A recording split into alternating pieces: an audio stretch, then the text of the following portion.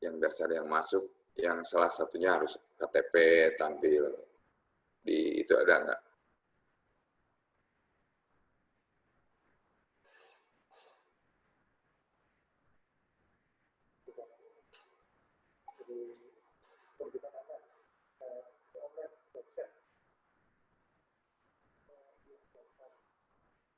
Nah, Bapak, Ibu, ketika masuk ini, memang kita kebetulan ini jaringannya agak lama. Nah, ini jenis akunnya. Tadi akun, Ibu sudah punya akun perorangan, Ibu masukkan akunnya atau emailnya. Kalau nanti muncul tuh kode keamanan. Jadi ini adalah kode daftar. Nanti setelah Ibu Bapak menyeken, mengupload persyaratan yang sudah kita syaratkan, nanti Ibu akan mendapatkan notifikasi melalui email dan akun Bapak Ibu sekalian. Akan ada notifikasi, keluarlah tanda terima berkas, nomor permohonan yang sudah Ibu ajukan. Nah, karena kita sudah sistem digitalisasi, jadi Ibu tidak perlu datang ke DPM PTSP, cukup Ibu bisa ngeprint mandiri, ngeprint di rumah, terkait dengan tanda bukti bahwa Ibu sudah mendaftar, bisa Ibu print sendiri di rumah. Di print out di rumah, keluarlah surat tanda terima berkas. Nah, setelah berkas sudah selesai, nanti kita ada verifikasi. Masuk ke itu, ke mekanisme Pak Yadi.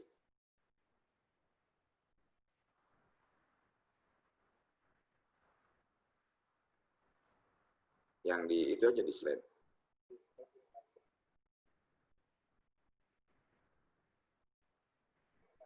Nah, setelah nanti Ibu Bapak masuk, berkas sudah Ibu keluar tanda terima,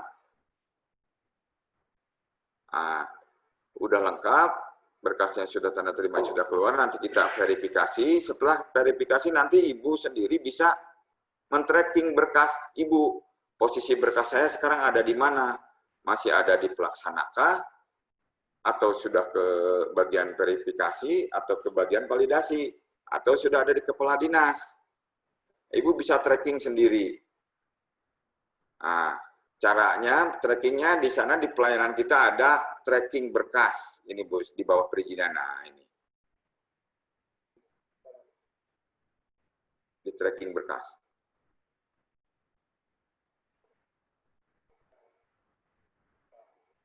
Nah, Ibu ngambil ke layanan, nanti ambil tracking berkas. Jadi Bapak dan Ibu akan mengetahui proses berkas itu posisinya ada di mana sekarang. Nah, Bapak bisa ngelihat di tracking berkas, ambil, oh tracking berkas saya berarti saat ini ada di sini. Nah, itulah bentuk transparansi dari kita. Terus lanjut, slide berikutnya. Nah, udah itu aja, itu yang tadi, yang barusan. Nah, ketika memang misalkan ada ketidakpuasan, kita juga ada pengaduan. Ada pengaduan. Kalau ada yang ke pengaduan, bisa melalui web kami, keperizinan. Atau sekarang kan udah ada Sibadra ya, Bapak Ibu bisa ngadu ke Sibadra. Kalaupun memang ada yang kurang jelas, kita fasilitasi, bisa kunjungan langsung datang, atau bagaimana kurang paham terkait dengan masalah sistem kita sudah siapkan CS. Ada MOD di kita, nanti ketika Ibu datang ke kantor, saya mah hafal ya cara ngetik-ngetik itu ribet. Ibu silahkan Bapak Ibu datang ke kantor, nanti di kami ada yang akan membantu Ibu, yaitu di depan, di front office, itu akan membantu melayani Ibu bagaimana cara mengupload, menyeken, memasukkan akun, dan sebagainya. Nah, setelah Ibu mengetahui tracking berkas sana, nanti produk akan kita keluarkan berbentuk sertifikat. Nah, ini yang warna biru. Diperbesar Pak Restu. Bisa diperbesar Pak Restu. Paling kanan.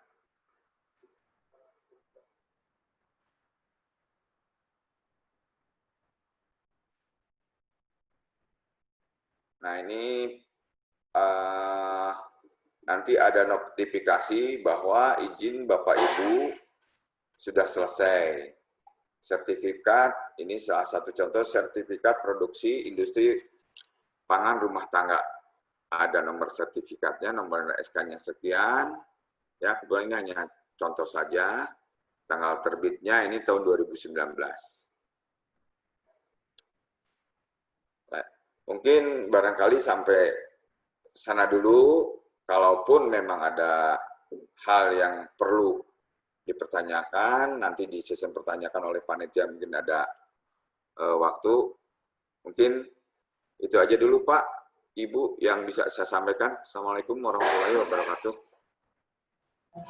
Assalamualaikum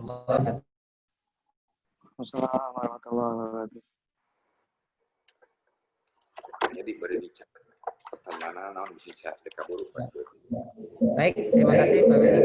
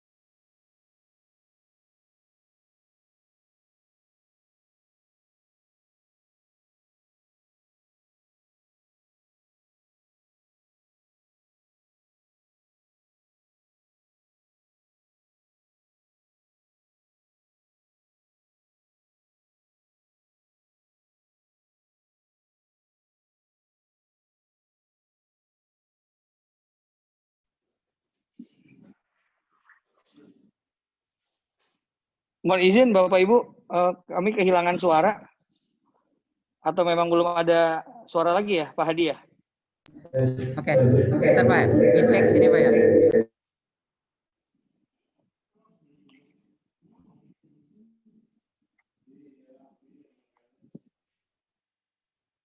Jawab satu ya.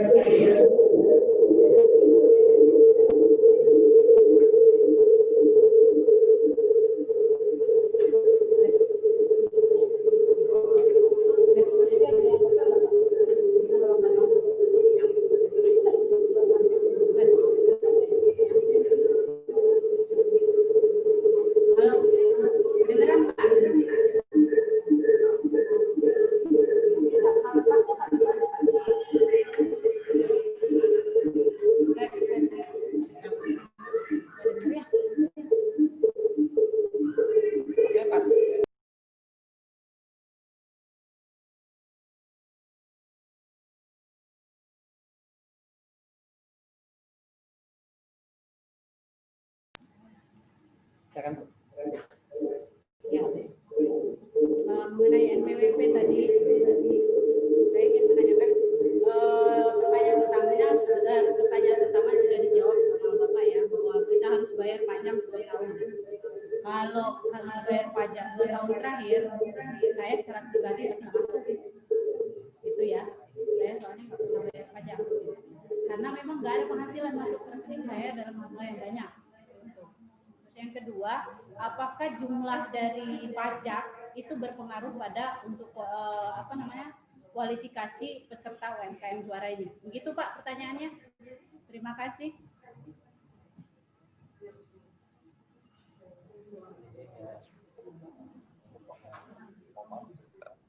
Mohon maaf, Bu Mas Hadi ya. Kebetulan ini suaranya enggak ini ya. Kalau memang suaranya enggak ini bisa di-chat lah ke kami ya. Atau diulang. Oke Pak.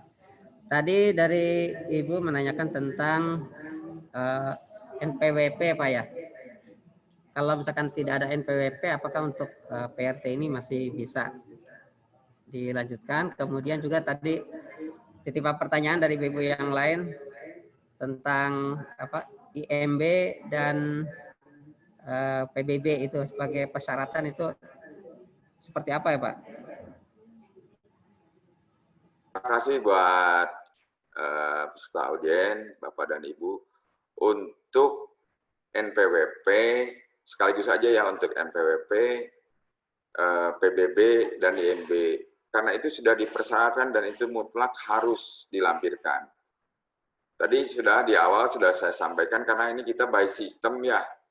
Sistemnya tengah perasaan gitu.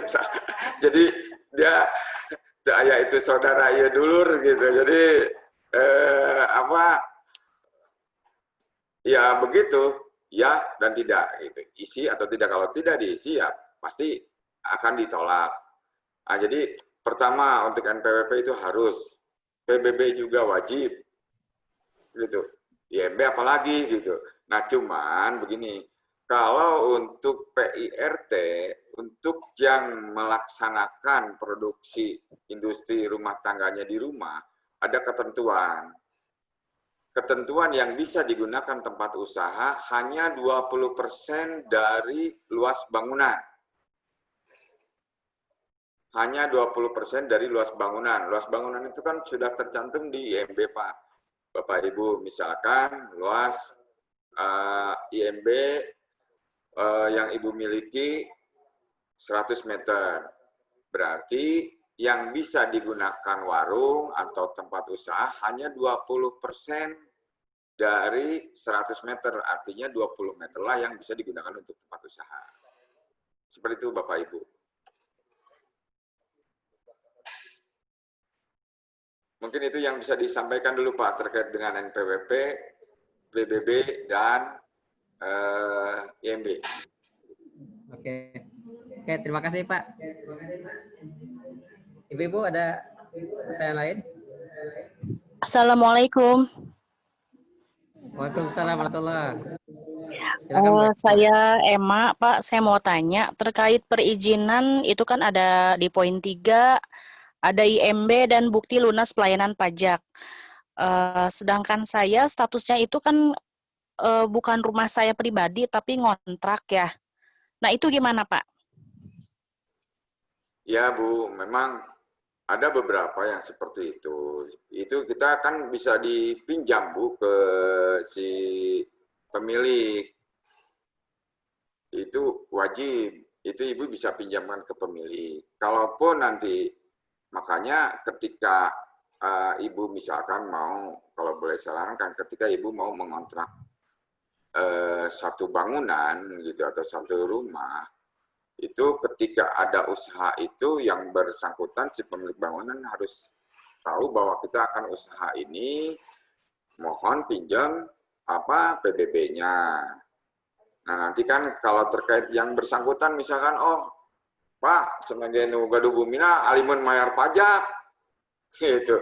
Nah itu tinggal dinego ku Ibu lah, saling pengertian atau maaf aku Ibu ditawarkan PBB nah gitu, atau bagaimana gitu. Ya terkait dengan PBB sih ya memang karena di kita ya harus melampirkan walaupun beda kepemilikannya, karena kan PBB bukan bukti kepemilikan, dan IMB juga itu harus. Banyak di kita terkendala dengan rata-rata IMB. Nah, ketika Ibu Bapak mau rumah itu digunakan tempat usaha, sok ditaruh dulu IMB-nya ada apa enggak. Pertanyakan dulu IMB-nya atau enggak, karena itu memang mutlak harus ada. IMB, PBB, NPWP itu harus ada. Jadi tergantung dari awalnya kesepakatan ketika kita mau menggunakan rumah tersebut. Jadi harus ya diberitahukanlah ke yang bersangkutan bahwa kita rumah ini sebagian mau kita gunakan buat dagang. Nah, di mana nanti kita mau urus PIRT-nya itu nanti harus ada fotokopi lunas bukti lunas PBB, fotokopi IMB, sehingga nanti ke depannya si pemilik bangunan atau rumah itu ya mereka sudah memahami hal itu gitu. Halo? Oke, Pak. Terima kasih. Terima Gimana, kasih, Bu Pak. Emat? Iya, Ada- terima kasih. Oke. Ya, sudah jelas, Pak. Eh, terima kasih, Pak Kadis. Bidang, Pak, Kepala Bidang. Oh, Pak Bidang, punten Pak Bidang. Pak Kabid ya. Alhamdulillah mungkin sudah cukup jelas untuk pembahasan di MPPTSP-nya. Insya Allah alhamdulillah sudah hadir juga Bu Ika nih di Dinas Koperasi dan UMKM. Insya Allah akan menyampaikan materi tentang proses perizinan PRT ini di Dinkesnya seperti itu untuk mendapatkan surat rekomendasinya seperti itu ya Pak. Mungkin terima kasih Pak Bedi ya, kita akan waktunya ke Bu Ika. Enggak, sami-sami. Benar Pak. Udah ini ditutup dulu nih suaranya.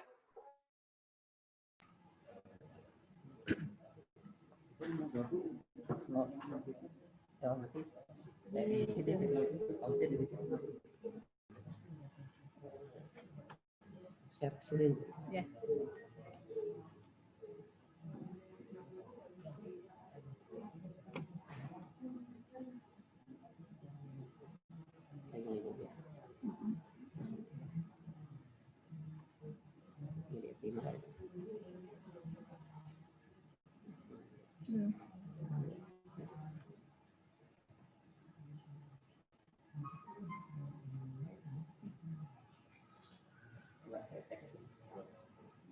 Bismillahirrahmanirrahim. Assalamualaikum warahmatullahi wabarakatuh.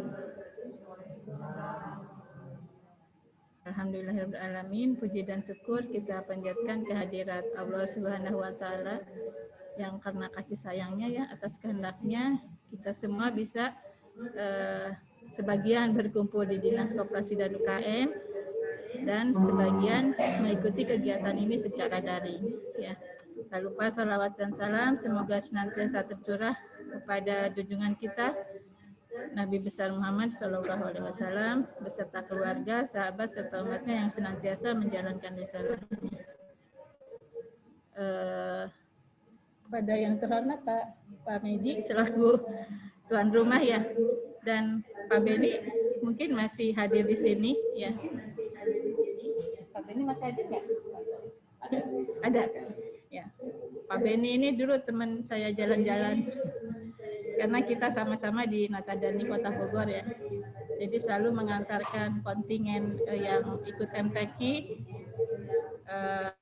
ke daerah-daerah ya. Baik, Bapak Ibu. Di sini mungkin sudah ada yang pernah ngurus PYT. Ibu produknya apa? Sedang atau sudah? Ibu siapa? Punten. Elisa. Oh, yang ikut penyuluhannya bulan Juli. Oh iya. Ya, mohon maaf karena bulan Juli itu kan kita sudah dalam kondisi pandemi. Oh, ya itu juga memang nggak enak. Oh, gitu. Ya. Suaranya kurang jelas. Ya, karena waktu itu kita sudah pakai masker, jadi ya mohon maaf yang angkatan Juli itu mungkin kalau ketemu di jalan saya nggak familiar wajahnya ya Bu. Ketika kita survei pun kita pakai masker, jadi nggak kenal. Jadi kalau ada hal seperti itu mohon ditegur saja. Ya. Bapak Ibu, apa sih PYLT itu ya? Nah, pada dasarnya menurut Undang-Undang Kesehatan bahwa semua produk yang beredar ya di Indonesia itu dia punya kewajiban untuk terjamin mutu dan keamanannya. Nah,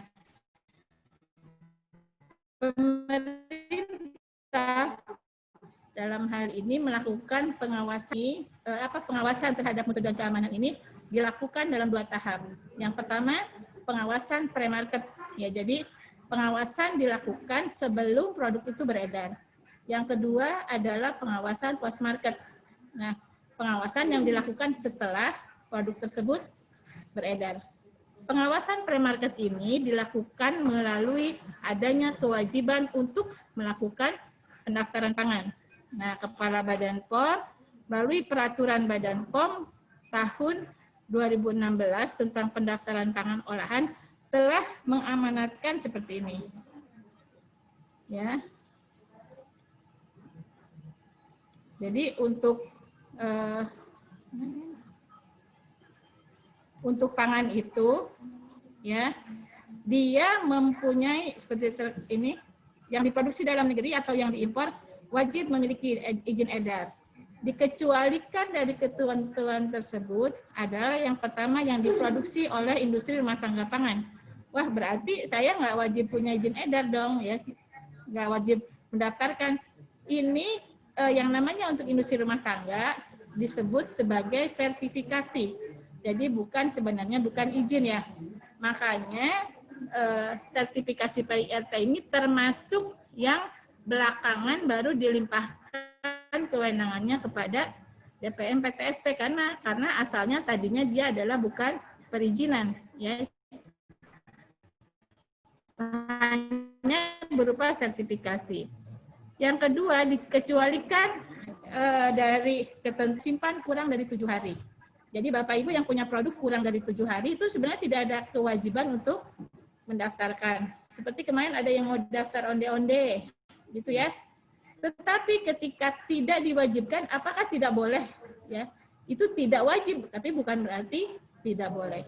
Boleh didaftarkan, asal harus memenuhi ketentuan. Nah, salah satu ketentuan yang berlaku adalah adanya kewajiban memenuhi label pangan.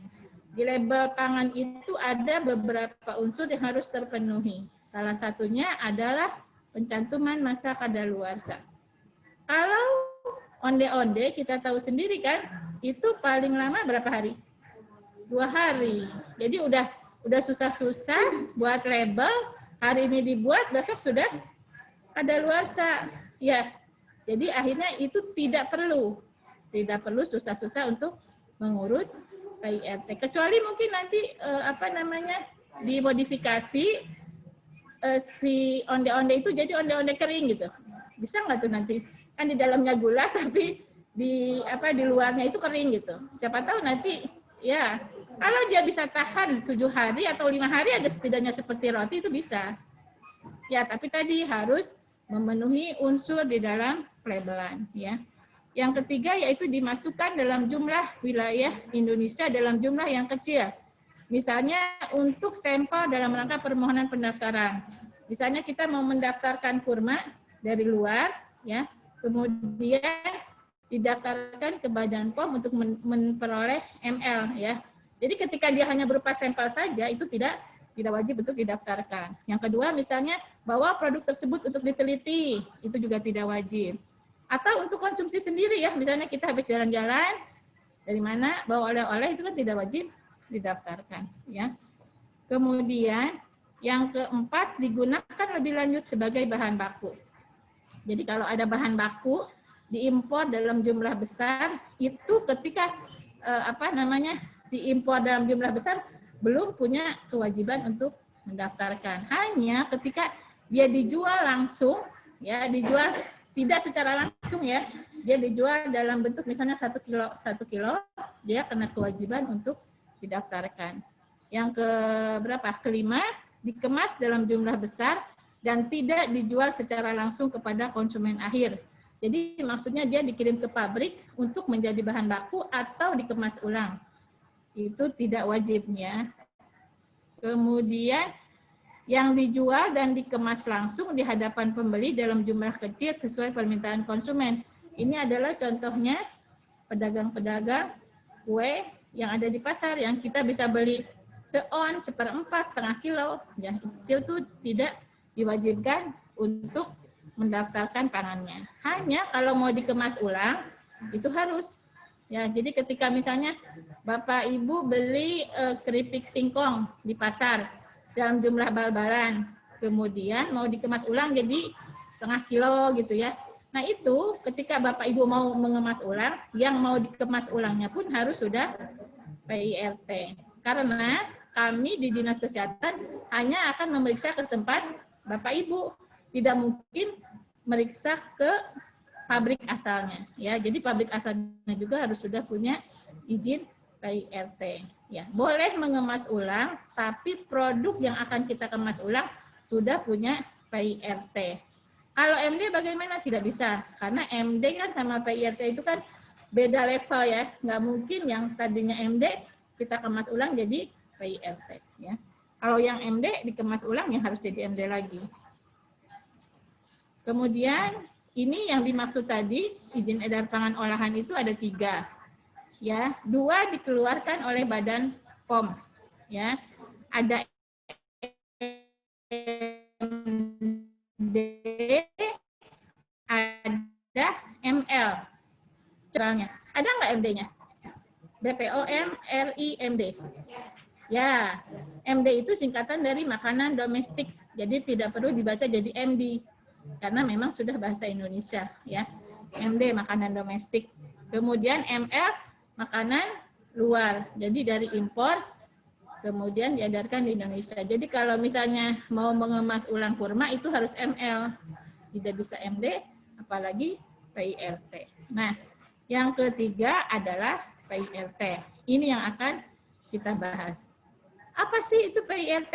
PIRT itu sebenarnya berupa sertifikat. Nah, pedoman di dalam mengeluarkan sertifikat PIRT ini adalah Peraturan Badan POM nomor 22 tahun 2018. Jadi Bapak Ibu mungkin bisa diperhatikan ya, kalau peraturan yang keluar sebelum tahun 2018 itu biasanya kita menyebutnya Peraturan Kepala Badan POM. Tapi dari tahun 2018 ke sini penghilangan kata kepala di peraturan-peraturan yang dikeluarkan oleh Badan POM. Jadi Peraturan Badan POM ya. Nah, sertifikat PIRT sendiri itu apa? Ini adalah jaminan tertulis yang diberikan oleh Bupati atau Wali Kota terhadap pangan produksi IRTP di wilayah kerjanya yang telah memenuhi persyaratan pemberian SPPIRT dalam rangka peredaran pangan produksi IRTP. Ya. Di situ ada kata jaminan tertulis. Oh, yang mana ya? Ini udah Oh, masih di situ.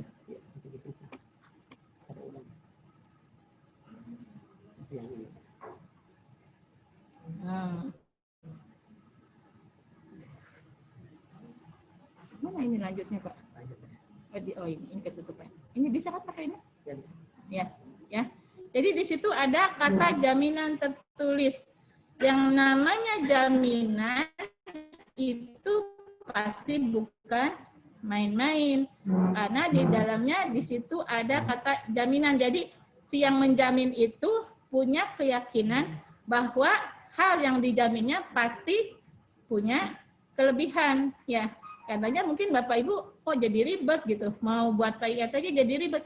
Kenapa jadi ribet? Karena itu tadi yang akan diberikan, yang diurus adalah jaminan. Udah gitu jaminannya tertulis lagi kan, bukan katanya-katanya atau bukan sesuatu yang hoax gitu ya. Tapi ini adalah jaminan tertulis ya. Jadi kalau yang mengeluarkan nanti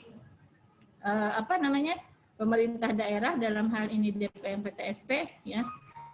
DPM PTSP berdasarkan rekomendasi dari Dinas Kesehatan. Jadi instansi yang mengeluarkan itu nanti yang akan menjamin bahwa produk Bapak Ibu itu sudah bermutu dan aman ya.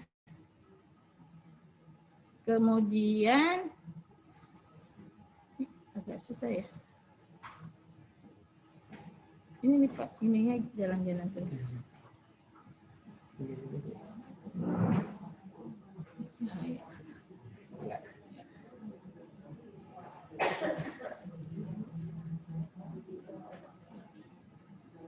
Ya, tapi Bapak Ibu mohon diperhatikan tidak semua produk bisa PIRT ya. Jadi jangan sampai datang ke Dinas Kesehatan gitu ya mau konsultasi PIRT. Setelah kami tanya produknya apa? Produknya pembersih pembersih lantai, produknya sampo mobil katanya. Kemarin makan ada yang lebih lucu. Produknya apa? Itu Bu, bakteri penghancur tinja gitu. Itu jauh banget gitu. Dari mana PIET-nya? P-nya di situ kan pangan ya. Jadi jangan sampai ada anggapan P-nya di situ adalah produk industri rumah tangga. Memang industri rumah tangga. Jadi sebagai informasi saja memang ada kewenangan yang dilimpahkan ke Dinas Kesehatan juga, sama prosesnya seperti PIRT ini, ada rekomendasi dari Dinas Kesehatan, nanti sertifikatnya dikeluarkan oleh DPM PTSP, yaitu PKRT, Perbekalan Kesehatan Rumah Tangga. Ya, jadi Bapak Ibu kalau punya tetangga, misalnya dia produksi sabun cuci piring, pembersih lantai, kemudian sabun cuci tangan, itu boleh izin ke Dinas Kesehatan, tapi dengan catatan dia tidak menggunakan antiseptik, tidak mengandung alkohol. Jadi kalau misalnya hand sanitizer, itu nggak bisa ke Dinas Kesehatan, itu harus langsung ke Kemenkes ya, Kementerian Kesehatan. Ya, betul ya. Jadi dianggap industri rumah tangga itu nggak mungkin bisa konsisten menjamin kandungan alkoholnya stabil gitu ya. Nah, Bapak Ibu ini bisa diperhatikan ya, jenis produk apa saja yang boleh di PIRT-kan. Ya, yang pertama yaitu hasil olahan daging kering. Catatannya di sini harus kering. Di situ ada abon, ada kerupuk kulit, kemudian ada rendang. Rendang juga harus rendang kering, bukan kalio ya yang masih basah. Kenapa? Karena tadi ketentuannya harus tahan lebih dari 7 hari di suhu ruang. Ya. Kemudian hasil olahan ikan kering, ini juga seperti itu. Ya, ada abon, kemudian ada kerupuk kulit ikan masuk di situ. Ya. Kemudian yang ketiga, atau ikan goreng kering, seperti ikan balita itu boleh. Ya. Kemudian hasil olahan unggas kering, contohnya abon ayam itu boleh. Ya. Kemudian keripik kulit ayam itu juga boleh. Keripik ceker boleh ya. Kemudian olahan sayur. Nah, dulu tertulisnya olahan sayur kering, tapi sekarang hasil olahan sayur. Kenapa? Karena sayur asin juga bisa masuk sini. Ya, sayur asin. Kemudian hasil olahan kelapa. Contohnya apa ya? Keripik dari kelapa yang suka warna-warni itu. Dulu saya waktu KKN di Jonggol itu ada tuh. Ya. Kemudian apa ya? Kalau dulu masuk ya. Kemudian kalau dulu masuk nata de coco. Sekarang nggak bisa karena dia basah kan, harus taruh di kulkas. Kemudian tepung dan hasil olahannya ini yang paling banyak. Ya, termasuk di dalamnya di situ ada kue-kue, ada brownies gitu kan. Ya. Kemudian minyak dan lemak, di situ ada TCO sekarang udah boleh lagi. Ada minyak zaitun, tapi catatannya dia memang diproduksi di dalam negeri. Biasanya kan minyak zaitun itu impor, ya. Kemudian selai, jelly dan sejenisnya, ini sudah jelas. Gula, kembang gula dan madu. Gula yang boleh PIRT itu gula yang bukan gula rafinasi, ya. Dari mana tahunya gula rafinasi atau bukan? Biasanya gula rafinasi itu di karung kemasan luarnya itu biasanya tertulis gula rafinasi, ya. Kemudian kembang gula, permen, ya. Jadi walaupun misalnya permen susu itu boleh. Kemudian dan madu, ya. Kalau untuk madu kami biasanya minta hasil uji lab dari BBIA, ya. Karena kami tidak mau ketika madu itu sudah keluar, kemudian dipilih masyarakat karena sudah ada PIRT-nya, ternyata itu adalah madu palsu, ya. Banyak. Jadi ada parameter tertentu di BBIA itu yang sedikit banyak itu bisa menjadi jaminan bahwa madunya asli gitu ya. Kecuali memang ya, namanya orang ya, katanya kan kalau kata orang Sunda lamun tengakal mau ngakel gitu. Jadi terus dicari kan. Katanya kan kalau madu itu dipakai buat memanaskan telurnya jadi matang, katanya itu madu asli. Tapi ternyata bisa juga ada zat yang ditambahkan sehingga membuat si madu yang tercampur itu bisa mematangkan telur. Makanya kami minta produk madu itu untuk diuji di lab, ya. Yang ke-10 adalah kopi dan teh kering. Kopinya bisa berbentuk biji atau bisa berupa serbuk, ya. Kemudian bumbu ini bisa bumbunya pasta atau bumbunya kering, ya. Yang ke-12 adalah rempah-rempah. Apa bedanya bumbu sama rempah-rempah? Kalau bumbu itu sudah terdiri dari beberapa campuran rempah, campuran bahan. Tapi kalau rempah-rempah yang dimaksud di sini hanya misalnya pala bubuk, ya, kemudian merica bubuk, itu masuknya kategori rempah-rempah. Nah, yang 13 minuman serbuk. Dulu di sini tertulisnya minuman serbuk dan minuman ringan. Jadi seperti minuman Thai tea, kopi yang siap saji, siap diminum itu masih boleh. Kalau sekarang tidak diizinkan lagi, ya. Jadi harus minuman serbuk. Kemudian hasil olahan buah, di sini ada manisan, kemudian ada keripik, ya. Ada dodol buah, ya, yang kandungan buahnya lebih besar dari kandungan tepung dan gulanya. Kemudian yang nomor 15 hasil olahan biji-bijian, kacang dan umbi. Di sini kacang-kacangan, kemudian seperti jipang, kemudian keripik talas, keripik singkong masuk ke sini, ya. Jadi mungkin ketika dalam proses menentukan suatu produk bisa atau tidak PIRT itu harus dilakukan melalui konsultasi, ya. Makanya konsultasinya, tapi kami tidak menutup kemungkinan juga bisa melakukan konsultasi secara online, ya, lewat WA misalnya, ya, seperti itu. Cuma ya mungkin dibalasnya kalau ini lagi jam kerja, ya. Kalau di rumah kadang sempat, kadang enggak, jadi nunggu aja nanti jam kerja, ya. Kemudian ini screeningnya yang pertama, ya, tadi saya lupa menyampaikan. Yang pertama adalah screening KTP, ya. Kenapa harus di screening KTP? Karena bisa jadi ada orang Kota Bogor, tapi dia mau produksi di luar Bogor, kabupaten misalnya, ya. Nah, itu bagaimana gitu? Saya kan warga Kota Bogor, masa sih Dinas Kesehatan nggak bisa bantu? Kami hanya bisa membantu sampai penyuluhannya saja, ya.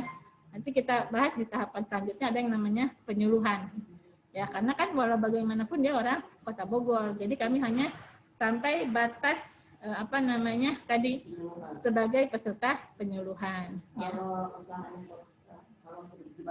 Dibalik, nah kalau tempat produksinya di Kota Bogor, tapi KTP-nya di luar, itu justru dua-duanya boleh, ya, karena sertifikat PIRT itu diberikan sesuai dengan domisili usaha, ya, karena nanti di nomor PIRT-nya ada kode kabupaten kota, ya. Kemudian bentuk usahanya ini yang baru, ya.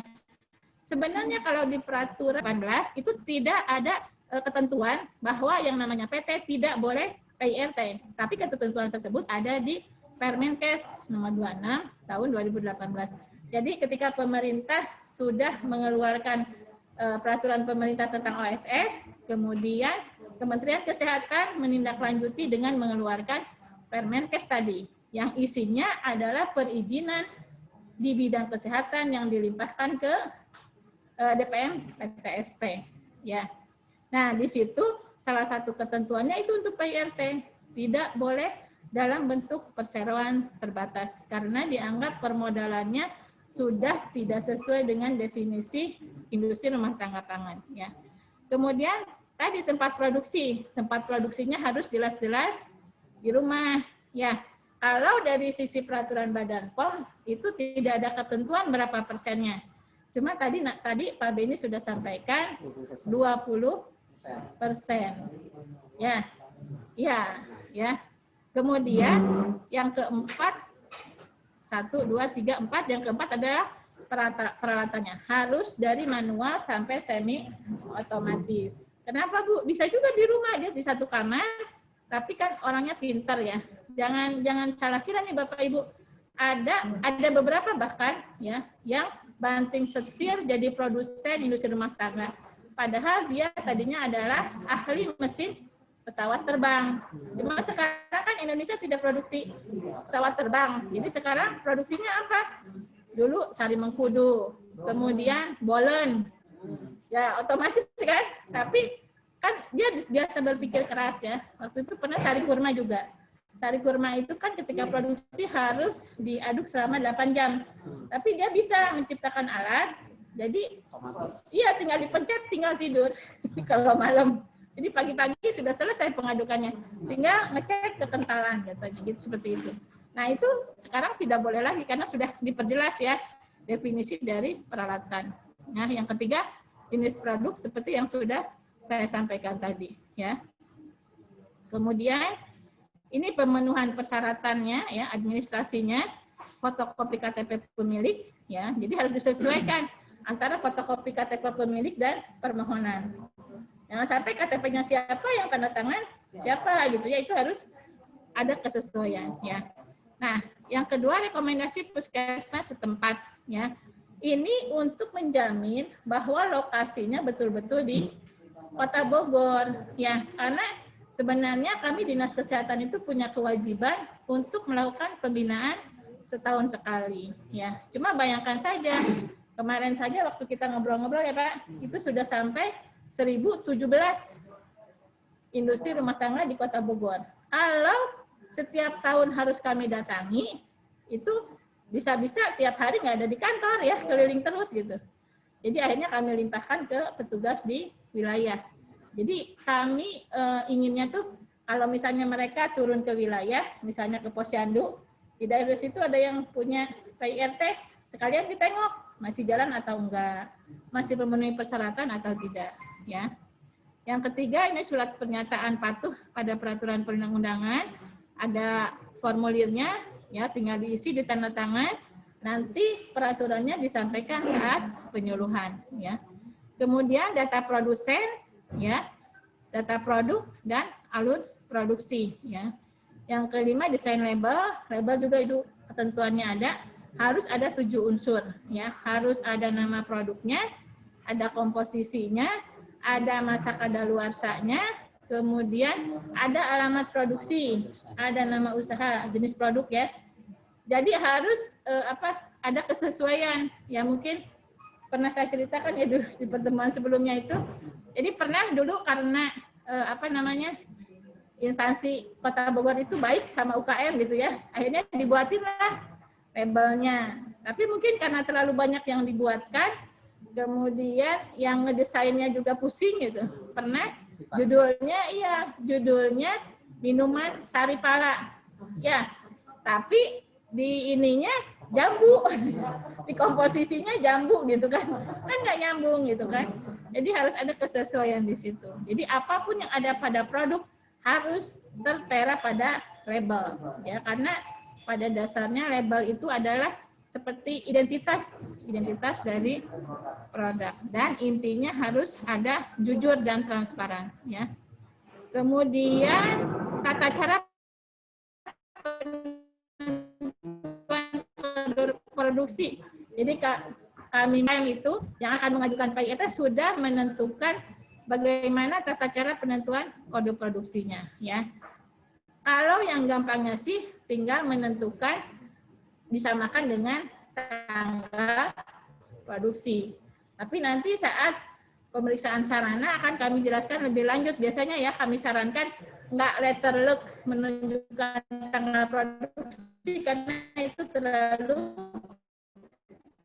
gampang dibaca oleh konsumen, ya. Kadang juga bisa jadi tertukar dengan masa kadaluarsa, ya. Kemudian ada hasil uji lab untuk produk-produk. Kemudian ini tahapan selanjutnya 2 hari. Ini sekarang nih urutannya sudah antrian 70. Kita masih menunggu status Kota Bogor, ya. Tadi saya sudah bicarakan kalau misalnya kita kemungkinan penyuluhannya secara online. Tapi khawatirnya yang namanya ibu-ibu nanti ditinggal ke dapur ya. Pengalaman kemarin kan waktu sosialisasi MD itu ada yang nanya, pas pertanyaannya dijawab orangnya nggak ada. Takutnya begitu. Seperti itu ya. Kemudian ini hanya diikuti oleh 1 orang per pemohon PIRT ya, dan tidak bisa digantikan. Jangan sampai hari pertama siapa, hari kedua siapa, harus nyambung ya. Kadang kan suka ada nih pemilik usaha yang sebenarnya anak kami ada sistem untuk ngecek apakah pemiliknya atau penanggung jawabnya ya. Kemudian narasumbernya dari Badan POM dan dari dinas ya. Peserta wajib mengikuti pretest dan post-test ya. Karena hanya peserta yang lulus post-test minimal nilainya 60 yang akan mendapatkan sertifikat PKP. Nah, sertifikat PKP tadi mungkin sudah disampaikan Pak Beni, itu merupakan salah satu persyaratan di DPM PTSP. Ya. Tahapan selanjutnya yaitu pemeriksaan sarana. Ya. Jadi nanti setelah penyuluhan kami buatkan jadwalnya. Kemudian kalau misalnya merasa tidak siap, lebih baik disampaikan. Jangan sampai ketika kami sudah datang masih acak-acakan. Ya. Kalau misalnya lagi situasi normal, ya biasanya kan kami sampai 3 tempat. Misalnya datang sudah jam 2, ngelihat tempatnya acak-acakan, itu biasanya akan memicu. Iya, jadi akhirnya mending kalau dapat yang baik pemeriksaannya. Kalau dapat yang galak kan, akhirnya tujuan pemeriksaan sendiri tidak akan tercapai. Pasti kita akan jadwal ulang, dan pasti Bapak Ibu akan deg-degan lagi ya. Jadi mending disiapkan dulu sarananya, sedapat mungkin yang dapat diserap dari penyuluhan. Nanti kalau ada kekurangan sedikit-sedikit bisa dipenuhi dengan membuat laporan perbaikan sarana ya. Nanti ini dijelaskan level 1 itu apa, level 2 itu apa ya di saat penyuluhan ya. Kemudian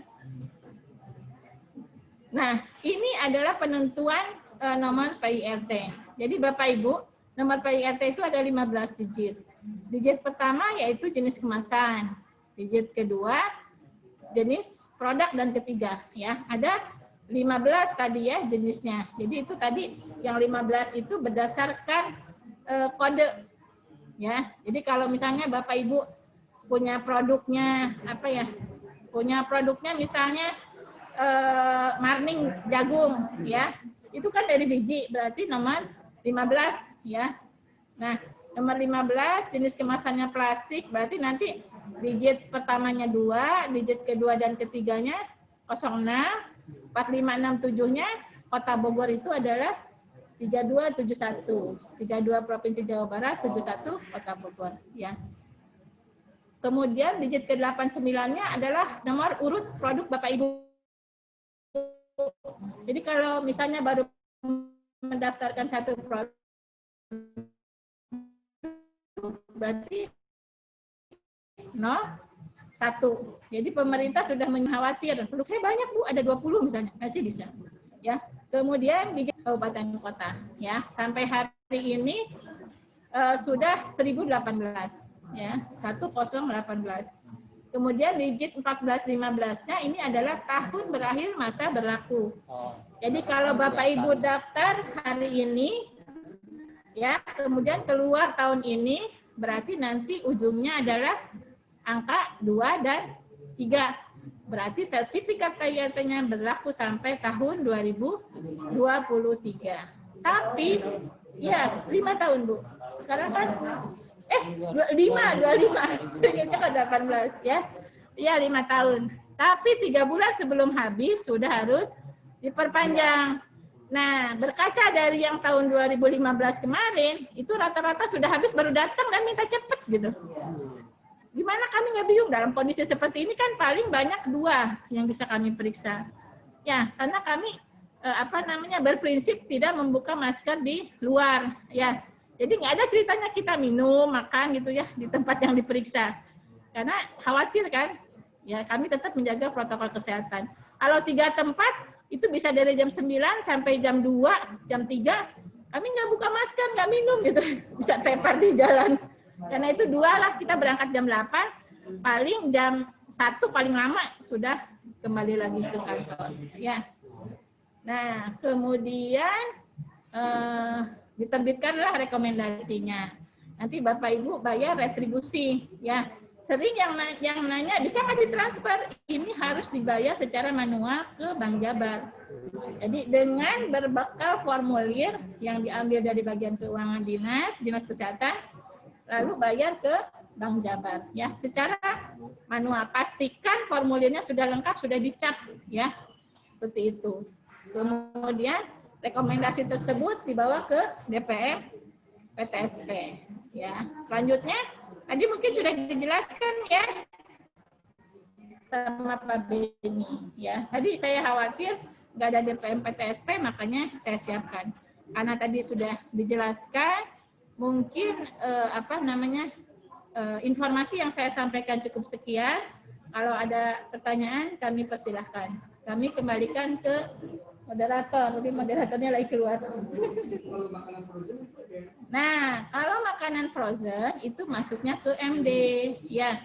Jadi kan makanan itu berdasarkan tingkat risikonya terbagi menjadi tingkat risiko kecil, sedang, dan besar, tinggi, ya. Jadi kalau yang rendah itu boleh PIRT, tapi kalau yang frozen food itu masuk kategori sedang sampai tinggi. Ya, karena itu harus ke MD. Nggak usah. Kita udah dua-duanya. Nah, kita ada Lokapom. Lokapom itu namanya Lokapom di Kabupaten Bogor. Karena letaknya di Kabupaten Bogor. Tapi dia area kerjanya Kota Bogor, Kabupaten Bogor, dan Depok. Nah, itu. Nanti Bapak sebelum nanya ke sana itu minta iya. Kemudian tanggal 12 ya, Pak? Nah, mungkin bisa ikut juga, Pak, ini pemenuhan administrasi. Sudah di-share, tapi ya sudah ada kepastian belum yang kemarin ikut, nggak ikut di gelombang pertama bisa ikut itu? Belum ya? Nah, belum. Nanti saya tanya ke Pak itu. Kemarin pas mau registrasi udah kayak close gitu ya? Iya, ya, makanya nanti saya sampaikan kemarin sih secara lisan, kebetulan Pak Rusdi ke kantor, itu katanya bisa Bu, silakan aja. Kalau Pak Dedi, kalau misalnya mau mengundang Pak Rusdi pun, beliau bersedia. Ya, beliau bersedia mengulangi kegiatan tersebut, katanya kalau pesertanya banyak. Gitu. Ya, ya, ya. Tapi dipastikan yang betul-betul.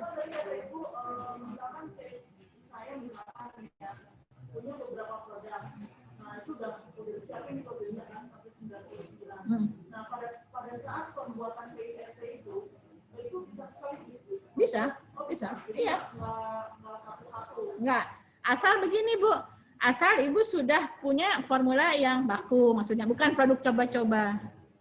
Ya, iya, buat anak aja nggak boleh coba-coba, apalagi buat sertifikasi gitu. Iya, boleh, ya. Produksi sendiri, misalnya bahan bakunya sudah jelas, formulanya sudah jelas, kemudian proses produksinya sudah jelas. Pokoknya produknya sudah baku aja, sudah Ibu anggap ini nggak akan saya rubah-rubah lagi. Ini sudah sesuai dengan keinginan saya, itu boleh didaftarkan. Ya.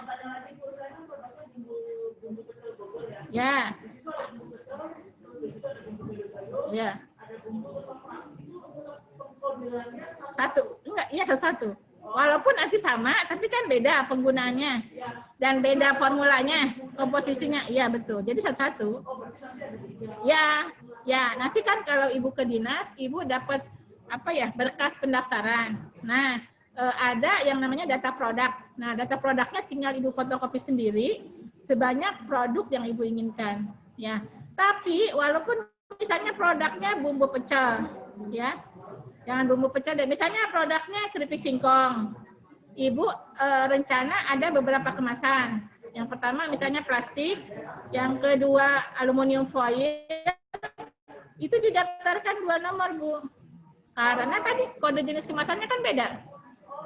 Ya, jadi jenis kemasan juga mempengaruhi. Jadi 2. Dan untuk retribusi itu mau ibu 1, mau ibu 99, selama diperiksanya sekali, ya, berarti tetap bayarnya 300. Kalau misalnya ibu punya 2 produk, saya daftarin aja deh 1 dulu. Kemudian 3 bulan kemudian datang lagi ke dinas. Kan kita harus periksa lagi. Berarti ibu yang pertama bayar, yang kedua bayar. Ya. Jadi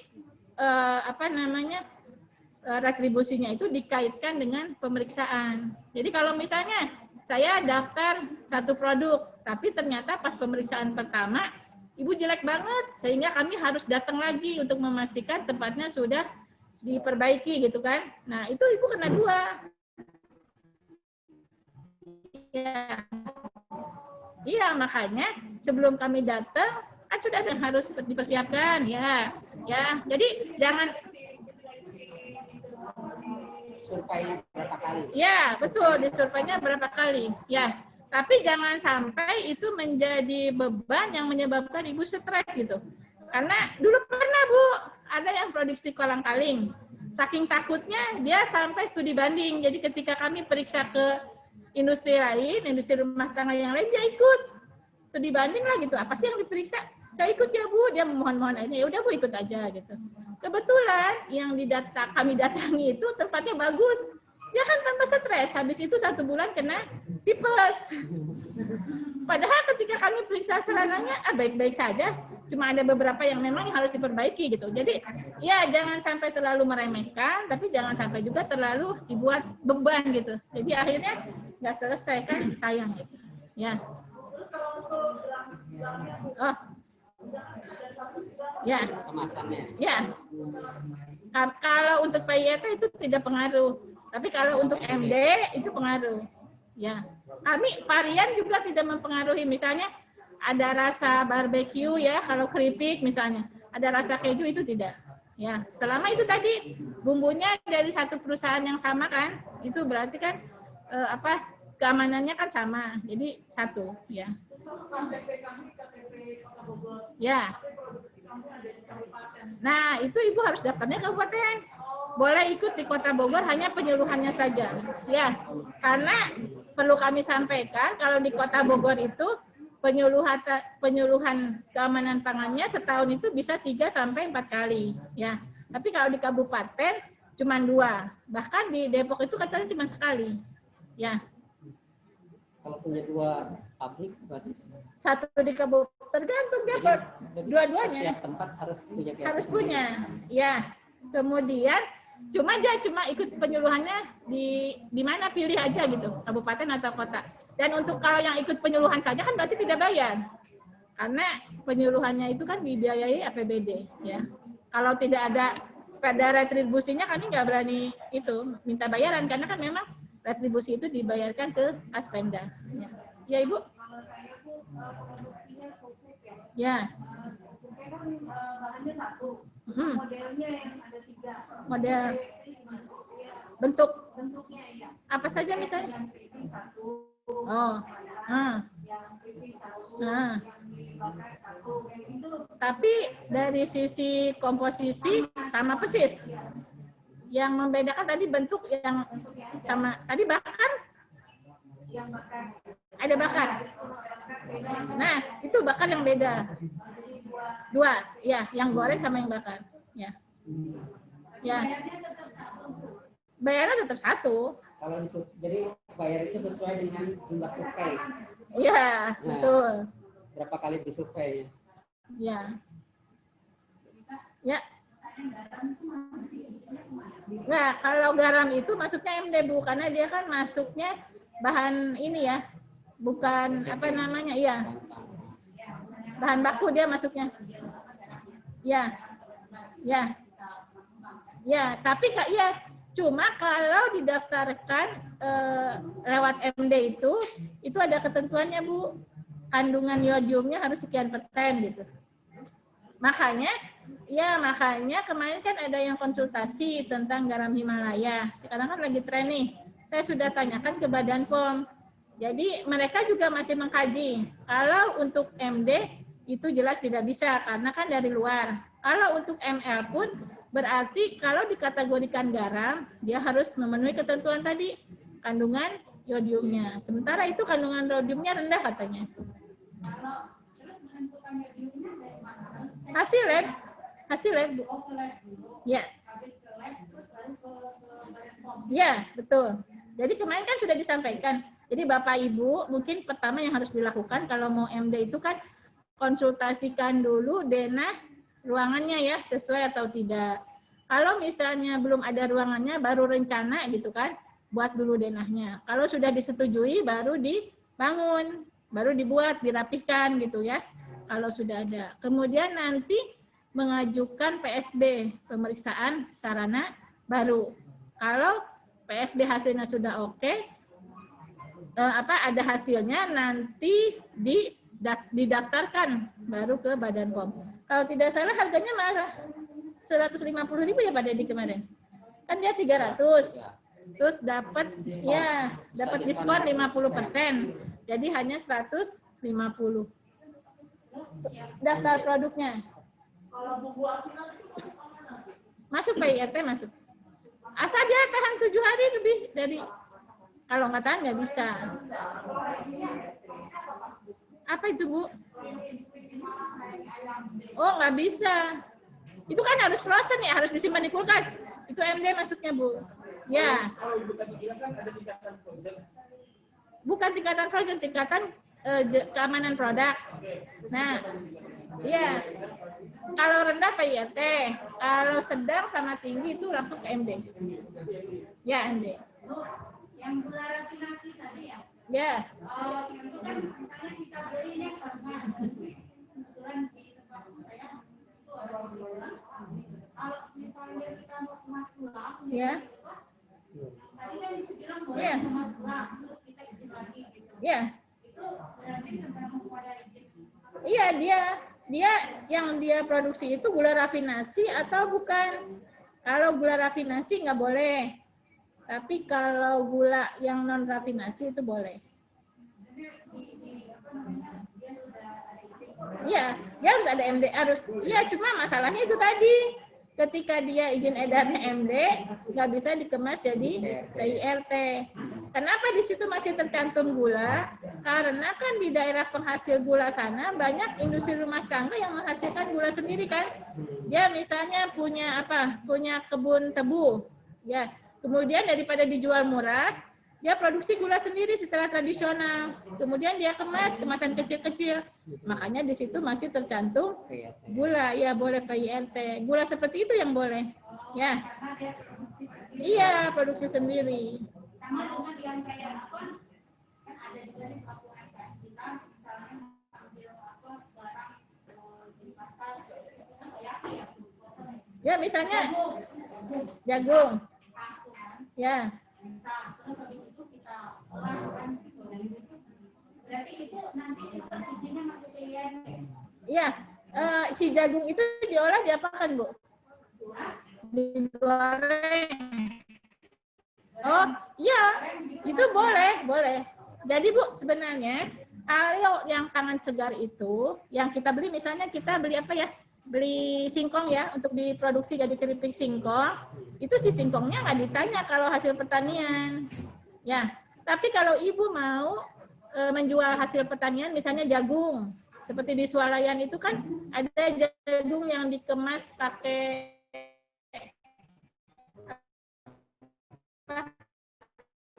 kemasan yang bagus itu, yang ada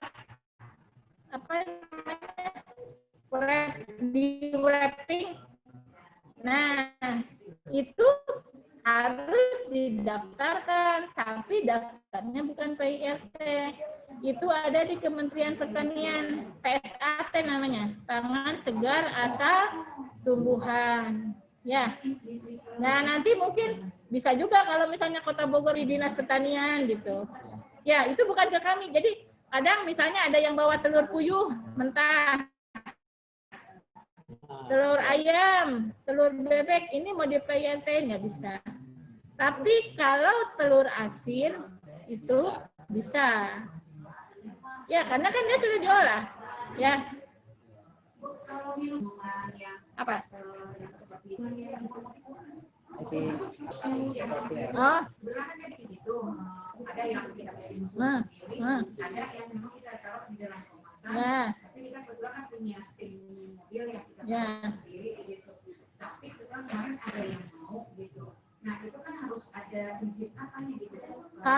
Ya, kalau ibu jual, dikemas, kemudian dititip ke retail, itu izinnya MD.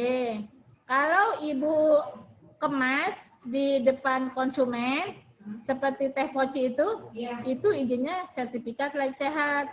Ada juga di dinas kesehatan. Itu bahkan nggak masuk ke DPMPTSP. Kalau nah, kan yang kita bicarakan di awal itu kan sebenarnya pangan olahan. Yang dimaksud pangan olahan di sini adalah pangan olahan yang terkemas. Ya, tadi ada 3. Tapi di luar itu ada juga produk lain, produk siap saji ya, yang dijual di restoran, di rumah makan, ya, kemudian di pedagang jajanan, di kantin sekolah, itu masuknya ke pangan siap saji. Pangan siap saji itu masuknya ke sertifikat layak sehat. Disurvei malahan itu ada usap alat, ada usap dubur. Jadi si karyawannya itu diusap duburnya pakai cotton bud. Ya, apakah ada salmonella typhosanya atau tidak? Airnya diperiksa juga.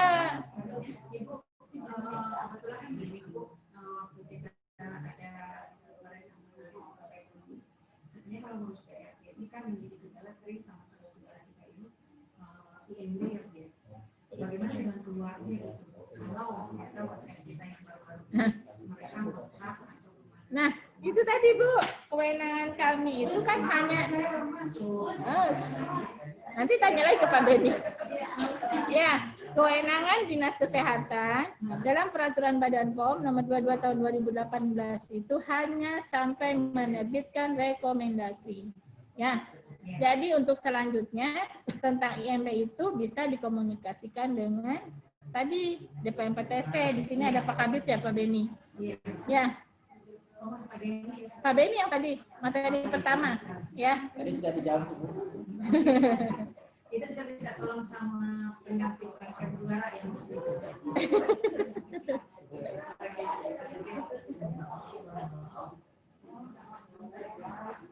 Ya. Oke. Udah, itu udah. Udah. Ya. Karena tadi kan ada DPMPTSP itu kan ada bagiannya DPMPTSP. Oh iya. Baik. Ada lagi tadi beberapa pertanyaan di chat sudah terjawab itu ya. Jadi kalau yang ibu-ibu ada yang udah punya PRT tapi di tahun yang lama udah habis, ya itu memang harus daftar ulang lagi ya Bu ya, diproses lagi dari ya, tapi tidak usah ikut penyuluhan. Ya. Tapi masih berlaku. Ya, kalau misalnya nomornya masih sama dengan nomor pendaftaran, itu biasanya setiap ada aturan baru kami panggil ke dinas untuk mengikuti kegiatan yang namanya refreshing PIRT. Ya, refreshing di sini bukan berarti jalan-jalan, tapi refreshing aturan-aturan terkait dengan PIRT. Sama. Ya. Ya, silakan Pak. Waalaikumsalam warahmatullahi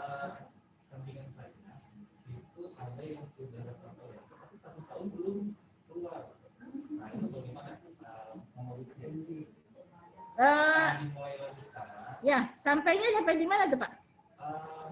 Kalau ditanya, dia nanya kemarin nanya Pak, itu udah 1 tahun, kita belum keluar. Ya. Nah, itu. Katanya ada ibunya.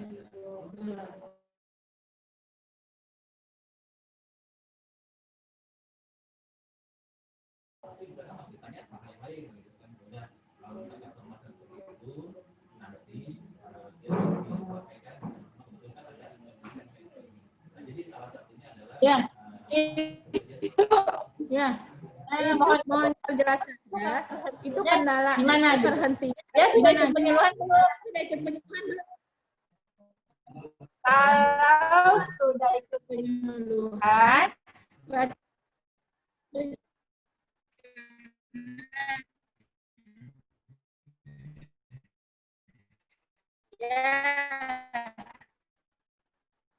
bisa jadi ketika mendaftar dia kan pakai ada nomor WA yang kami cantumkan di daftar tunggu penyuluhan. Bisa jadi dia ganti nomor, tidak terlacak atau salah justru nomornya gitu. Ya lebih baik dia ini apa namanya? Ya kesana maksudnya memperjelas ini kondisinya seperti apa ya. Karena dulu juga begini Pak, ada orang yang pakai apa ya? Pakai biong. Ya, tiba-tiba datang ke kami nagih sertifikat PIRT. Padahal berkasnya sendiri belum masuk. Dia bilang, saya kan sudah bayar 1 juta.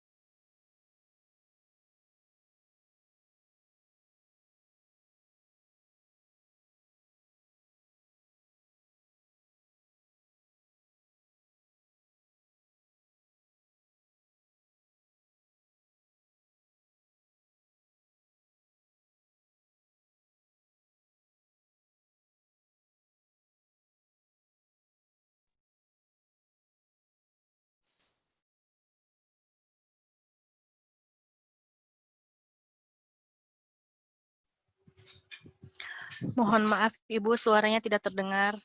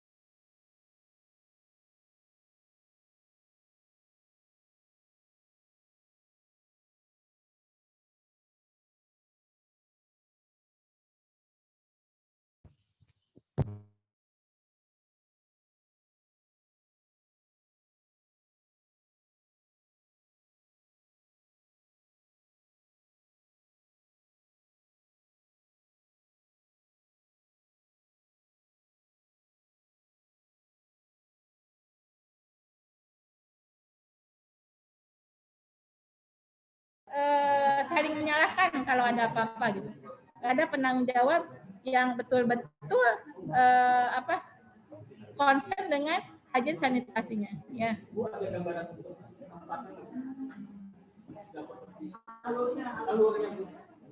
Oh, alurnya, ini bukan itu saya. Enggak ada di sini. Ya, nanti ada di saat tahap penyuluhan ada. Ini kan bukan laptop saya, di sini nggak ada. Nggak usah bawa apa-apa. Nanti, kalau menyerahkan berkas, baru Bapak Ibu bawa contoh produk. Ya, karena kami nggak mau ngasih sertifikat PIRT, tapi kita sendiri tidak tahu produknya seperti apa. Kami tidak mau memberikan izin PIRT seperti kucing dalam karung gitu. Dulu kami tidak mewajibkan. Setelah kami berkoordinasi dengan kabupaten kota lain, ada pertemuan koordinasi dengan Badan POM, ternyata teman-teman di daerah lain itu sudah mewajibkan untuk menyerahkan contoh produk. Ya, bahkan yang di sana kalau dulu kan masih boleh cair. Yang cair itu harus 1 liter. Kalau yang padat itu harus 1 kilo gitu. Bayangkan saja kalau produknya rendang masih 1 kilo itu kan pasti keberatan orang. Iya. Ya, ya. Dikasih map sesuai dengan yang ada di situ, Bu. Warnanya. Ada kan di bawah? Mapnya sesuai dengan kecamatan. Di paling bawah? Nggak ada ya, Pak?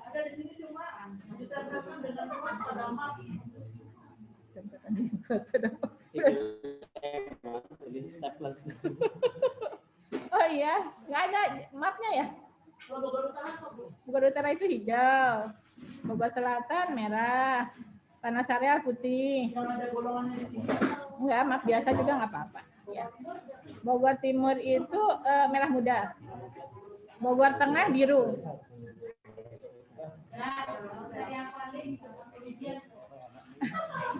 Nanti tinggal ditanya aja ke saya. Ya, ya. Kenapa? Alurnya nggak ada. Ya. Bapak Ibu ada yang ditanyakan lagi? Ada. Halo. Halo Ibu. Ya silakan Ibu. Saya mau tanyakan. Semisal saya punya satu produk itu frozen food dan satu lagi makanan kering. Berarti yang frozen food itu masuk ke MD ya Ibu? Betul. Nah untuk yang makanan keringnya berarti PIRT. Dan untuk kepengurusannya itu gimana ya Bu? Itu Ya, apakah berbarengan? Oh, enggak kan, kalau PIRT ke Dinas Kesehatan dulu untuk mendapatkan rekomendasi. Kalau MD langsung ke Lokapom, ya. Itu udah siap MD semua aja. Iya. Kalau Ibu misalnya siap MD semua, ya udah sekalian MD, ya. Oh Halo? gitu, iya iya. Ya. Iya Bu ya. Ya. Ya, ya. Kalau MD itu persyaratannya apa aja Bu? Itu sama dengan PIRT juga? Enggak, seperti yang saya sampaikan tadi, Bu. Ya, soalnya tadi Ibu konsultasi.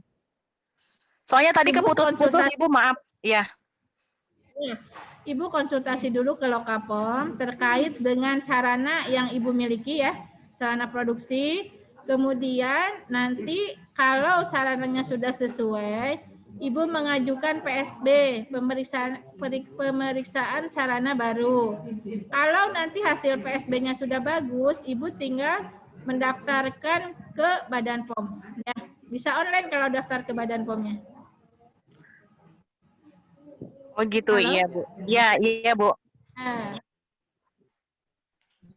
Iya.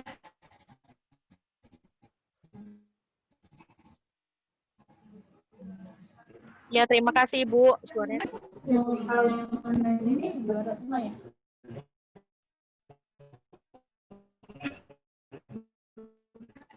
Ya, undangan juga ada.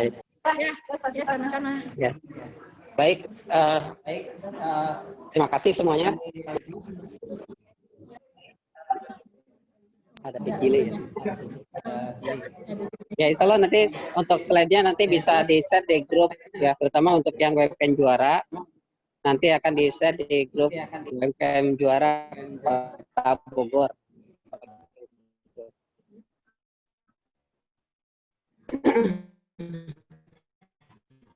Kemudian tadi seperti yang dijelaskan, bukan hanya review kembali ya, rekomendasi ketika penyuluhan penanganan pangannya SP dengan persyaratan yang tadi disampaikan oleh Pak Kabid ya dari DPSP. Jadi harus ada IMB tepat lokasi atau sarana usahanya plus PBB-nya sudah dibayarkan 2 tahun ya. Itu. Ya. Nah, kemudian untuk PRT ini biaya survei itu dibayarkan sesuai dengan jumlah kunjungan surveinya. Jadi kalau misalkan sekali kunjungan udah langsung sesuai dengan persyaratan, insya Allah jadi ringan ya. Kemudian tidak terkait dengan jumlah produk yang harus dibayar, yang didaftarkan. Jadi kalau Ibu punya 20 produk, bisa sekalian langsung disurveinya.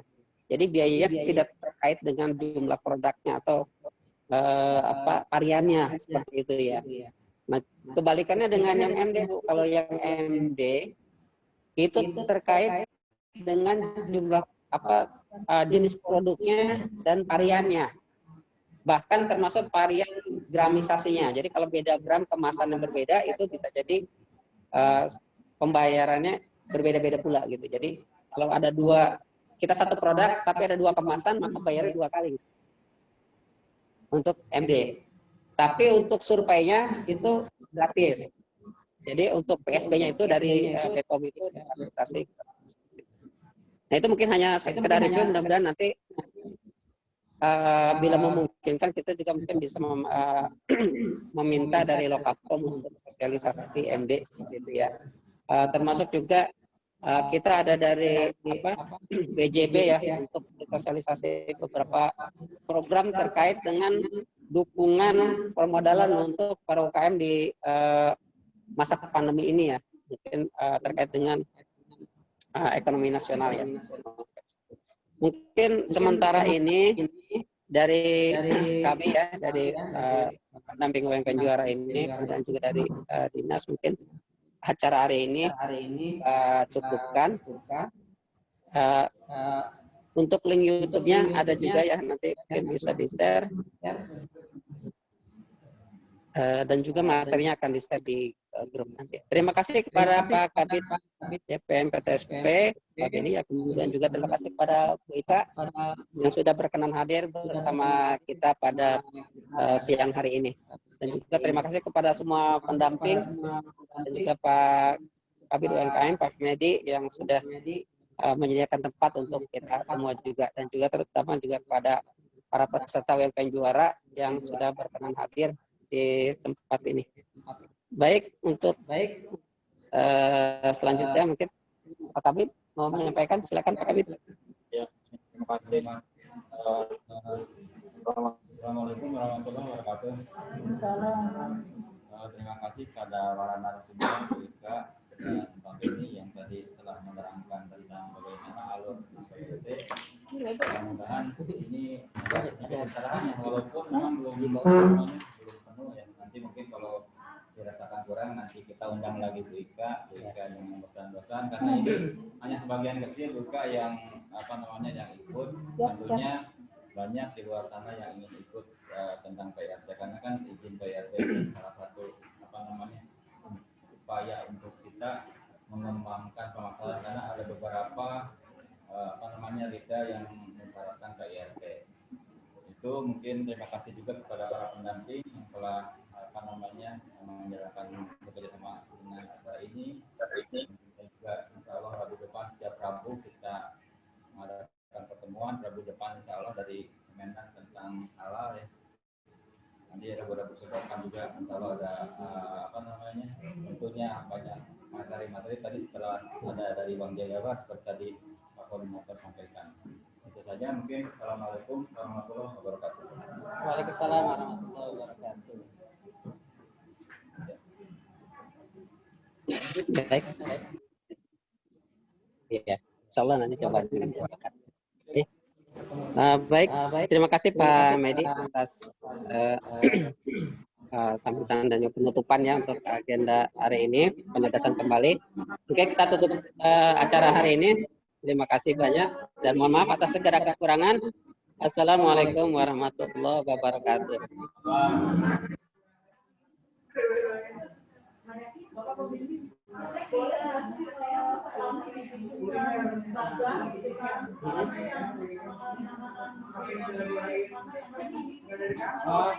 Jadi kami juga kan sebagai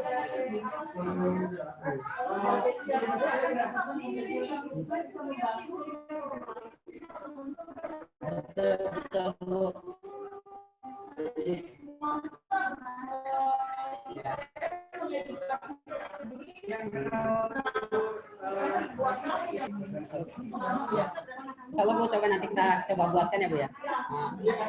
Meskipun tadi sudah dibahas sih, ada kategori yang resiko rendah, kita dari resikonya. Resiko rendah sama. Oh ya. Ada nanti Bu. Sebetulnya di itu sudah masuk grup itu. UMKM Juara udah masuk. Nah, kalau di grup itu sudah saya share link YouTube sosialisasi Lokapol. Ya, itu sudah di-share di Zoom-nya itu apa? YouTube-nya. Nah, itu diterangkan juga, tapi mungkin karena harus nonton itu ya, jadi mungkin nanti satu bahan aja. Ya. Nanti saya screenshot yang penting-pentingnya nanti supaya bisa di-share. Ya, sama Bu siapa lu punten? Dirita. Wow. Oh. Siapa nih? Bumbu pecel itu ya. Oh.